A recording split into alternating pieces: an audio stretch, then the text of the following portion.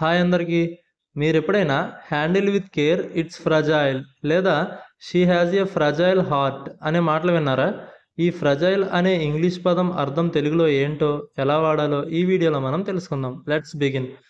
ఈ ఫ్రజైల్ అనే దానికి డెఫినేషన్ ఏంటంటే something which gets broken easily అని.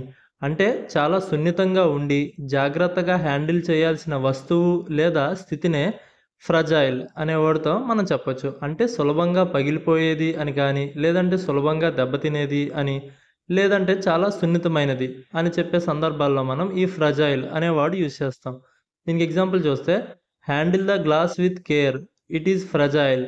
అంటే గాజును జాగ్రత్తగా పట్టుకోండి, అది పెలుసుగా ఉంది అని అర్థం. సెన్సిటివ్ పీపుల్ గురించి చెప్పేటప్పుడు కూడా ఈ ఫ్రజైల్ అనే వర్డ్ యూస్ చేస్తూ ఉంటారు. ఎందుకంటే వాళ్ళ హార్ట్ కూడా ఈజీగా బ్రేక్ అయ్యే అవకాశం ఉంటుంది కాబట్టి. వీడియో నచ్చితే లైక్ చేయండి. మరిన్ని వీడియోస్ కోసం ఛానల్ అయితే సబ్స్క్రైబ్ చేసుకోండి. Thanks for watching.